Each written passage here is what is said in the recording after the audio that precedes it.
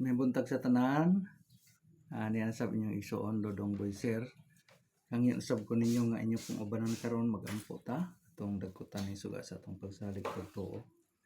Ug hinaot ko nga katong mga tawo nga dunay mga gihambin nga mga sakit ug balatian kaduol nato og inyong saligan og tuuhan nga ang mga pagampo pinubanan og hugot nga pagtuo makaayo og sakit o makapawala sa ato mga sayop ng buhat. So, mag-ampo ta, dungan ta.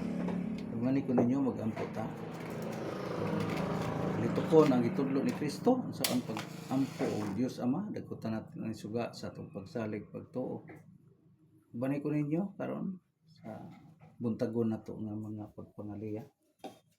So, bani ko sa ngalan sa Amahan, sa Anak ug sa Diyos nga Espiritu Santo.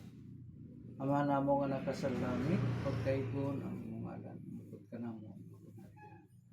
Matuman imong pagbuot dinhi sa utag mayong sa langit. Ang kalanon namo sumtag adlaw, ihatag mo kanamo karon adlaw. Sa iyo kami sa sala. Mayon nga nakapasaylo usab kami sa nakasalat kanamo, ug dili mo kami tubyan sa mga banggay. Tinunuan wasa kami hanggang sa mga dautan. Nganito nang mamahan, Lord, salamat kayo sa mga kinabuhi, dughangga sa grasya namong adlaw-adlaw pagkinahanglan ug labi na gid usab sa kahibalo nga imong gihatag kanamo karon sa among nauna sa among kasing-kasing mga inaot ng Ginoo nga among pagabuhaton may subay kadi sa pagbuton ug labi na gid sa mga tawo nga dunay mga problema nga sakit ug balatian pagkinahanglan kaduol sila kanato og imong tultulan ug imong giyahan na makatabang ang tako kanila labi na gyud sa katong adunay mga sakit nga kaduol natin. Lord, ikaw ra ang makaayo sa ilang tagsadag sa kabalatian ug ako igo lamang akong instrumento aron ako hatag kanila ideya kung ang sahon nato pagpangamuyo diha kanimo.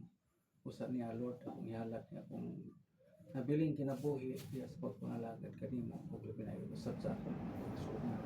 Usa kaning tanan mahimo lamang ta Lord kay may garantiya ug imo akong gabayan sa matag utang akong pagabuhaton ug panalipdan ko nimo sa mga dili mga maayong buhat ug labi na gyud sa mga tawo nga aniya nakig-uban kanako amping taon sila ang gugmaon ta panagiusa ug labi na gyud sa among nasod ginaot ko Lord na imong hatagan ug kalinaw ug panagiusa gumikan sa gugma nga diyan gitudlo ni Kristo nga kanako kani Ginoo among pangamuyo ug pasalamatan sa ngalan ni Kristo, imong anak ang magbubuhat sa amin. Sa ngalan sa Ama, sa Anak, sa Okay, so salamat kayo ako mga igsuon sa pagtuo. Diya kang Kristo, ninaot ko nga sa inyong pag-uban kanato sa mga pag-ampo matag adlaw. Aduna ko may nakuha nga mga gasa grasya gikan sa Dios. O katong dunay mga sakit ug balatian, doo lang mo nato kay ang ato ading pagabuhaton, donisyon lang atong dawaton. Ug ang inyo lamang kabubuton nga pagpangalagad mao ako ang ginadawat diri. Usa niara ko diri sa Nyuloon, inyong igsuon Dodong Boy Sir, tuo mo nga pagpanambal ina banag mga pagkampo. Makaayo og sakit ug balatian ug pagsalig pagtuo hugot ngadto sa Dios. Huwag magkulang sa ato mga adlaw-adlaw gikinahanglan. So daghang salamat kaninyo, may buntag ako mga kaigsuonan. Inyong igsuon Dodong Boy Sir. Ang mananambal Binisaya ni ako diri nagpanambal diri sa Nyuloon, Pintal, Davao City. So may buntag taga Mindanao, Visayas ug sa akong mga friend diha sa atong FB paki-share, like ug mahinaot ko nga ang Dios kanunay mag-auban nato. Taga salamat kaninyo, may buntag. Good luck and God bless.